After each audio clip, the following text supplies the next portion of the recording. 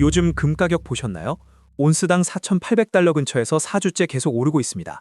2025년 3월에 처음 3,000달러를 돌파했는데 그 이후에도 상승 흐름이 꺾이지 않고 있는 거죠.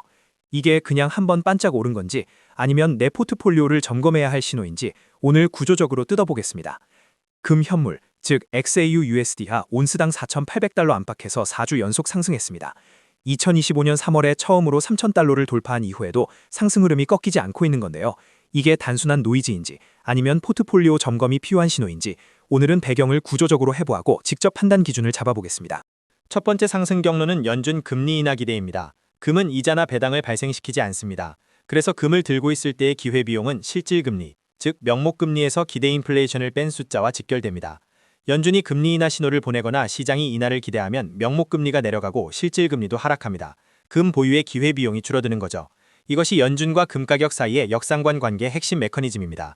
2024년 9월부터 연준이 인하 사이클을 개시한 이후 시장의 추가 인하 기대가 꾸준히 금 수요를 뒷받침해 왔습니다. 실제 금리 방향은 CME 페드워치와 미국 10년 TIPS 금리를 직접 확인하시는 걸 권장드립니다. 두 번째 경로는 지정학 리스크입니다. 2023년 이스라엘 하마스 전쟁 이후 중동 불안이 쉽게 해소되지 않고 있고 이란을 둘러싼 긴장과 홍해 물류 교란까지 복합적으로 작동하고 있습니다. 역사적으로 지정학 위기가 고조될 때마다 금과 달러, 미국 국채로 자금이 이동하는 패턴이 반복되었죠. 그런데 이번엔 중요한 포인트가 있습니다. 연준 인하 기대가 달러 약세 압력을 만들고 달러가 약해지면 달러 표시 자산인 금 가격은 상대적으로 더 오르기 쉬운 구조가 됩니다. 여기에 지정학 불안이 안전자산 수요를 더하면 두 힘이 같은 방향을 가리키는 복합 구도가 형성되는 겁니다. 역사적으로 이런 구도가 중첩됐던 2019년에서 2020년, 2022년에서 2023년에는 금 랠리가 상당 기간 지속되는 경향이 있었습니다. 그런데 이번 랠리에는 또 하나의 구조적 배경이 있습니다. 바로 세계 중앙은행들의 금 매수입니다.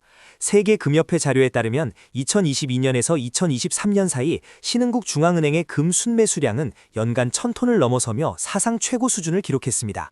중국인민은행, 인도중앙은행, 폴란드와 튀르키예 중앙은행이 달러 의존도를 낮추기 위해 금 보유량을 대폭 늘린 결과입니다.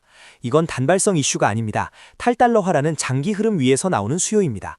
금은 특정 국가의 신용에 의존하지 않는 무국적 자산이라는 특성이 패권 전환기 국면에서 더욱 부각되고 있는 거죠. 그렇다고 4주 연속 상승을 계속 오른다는 확신의 근거로 삼는 건 위험합니다. 이 랠리를 꺾을 수 있는 반전 트리거가 세 가지 있습니다. 첫째, 중동 리스크 해소입니다. 휴전 합의나 이란 긴장 완화 신호가 나오면 리스크 온 전환으로 금이 단기에 급락할 수 있습니다. 4주 누적된 포지션에서는 뉴스 하나에 빠른 조정이 올 수 있다는 점을 염두에 두셔야 합니다. 둘째, 연준 기조 변화입니다. 인플레이션이 재상승하거나 고용 지표가 예상보다 강하게 나오면 연준이 인하를 늦추거나 동결로 전환할 수 있습니다. 실질금리 반등이 랠리의 반전 트리거가 됩니다. 셋째, 달러 강세입니다. 달러와 금이 동반 상승하는 경우도 있지만 달러 강세가 지속되면 금값의 추가 상승폭이 제한될 수 있습니다. 원화 환율에 따라 국내 투자자의 실질 수익률도 달라진다는 점도 간과할 수 없습니다. 그럼 이 신호를 어떻게 활용해야 할까요? 지금 바로 금을 사야 한다는 지시로 받아들이는 건 옳지 않습니다. 이 신호를 계기로 내 포트폴리오에서 안전자산 비중이 적정한지 점검하는 것이 더 현명한 접근입니다. 기관 투자자 기준으로 포트폴리오 내 금 비중은 통상 5%에서 15% 범위가 통용됩니다. 레이 달리오의 올웨더 포트폴리오는 약 7.5%를 제시하죠. 개인 투자자라면 기본 5%에서 10%를 설정하고 불확실성이 고조되는 시기에 최대 15%까지 상향하는 방식이 현실적입니다. 목표 비중에서 플러스 마이너스 5%포인트 이상 이탈할 때 리밸런싱을 검토하고 연준 인하 사이클이 종료되거나 지정학 리스크가 뚜렷이 해소되는 시점에 비중 재하향을 고려하시면 됩니다. 한 가지 반드시 기억하셔야 할 게 있습니다. 금은 이자와 배당이 없어 장기 총수익률 면에서 주식보다 뒤처질 수 있습니다. 안전자산 비중을 높인다는 건 기대 수익률을 일정 부분 낮추는 결정이기도 하다는 거죠.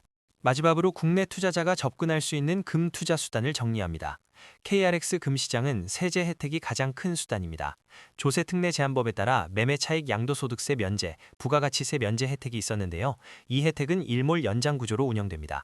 현재 유효 여부는 한국거래소나 국세청에서 반드시 직접 확인하셔야 합니다. 금 ETF는 접근성이 가장 높습니다. 단, 현물형과 선물형을 반드시 구분하셔야 합니다. 선물형 ETF는 콘탱고 구조에서 롤오버 비용이 누적돼 장기 보유 시 실제 금 가격 상승률보다 수익률이 낮아질 수 있습니다. 환해지 여부에 따라 환율 노출도도 달라지니 상품 선택 전 확인이 필수입니다. 해외 ETF인 GLD나 IAU는 해외 주식 손익 통산이 가능하다는 특성이 있어 다른 해외 주식 포지션이 많은 투자자라면 오히려 유리한 선택이 될 수 있습니다. 결국 핵심은 이겁니다. 금값 4주 연속 상승은 신호입니다. 연준 금리 인하 기대, 중동 치정학 불안, 중앙은행 구조적 매수, 세 가지 힘이 동시에 작동하는 환경에서 나온 신호죠. 하지만 이 신호의 역할은 매수 지시가 아니라 점검의 계기입니다. 목표 비중을 명확히 정하고 현재 비중과 비교하고 필요하다면 분할로 조정하는 것.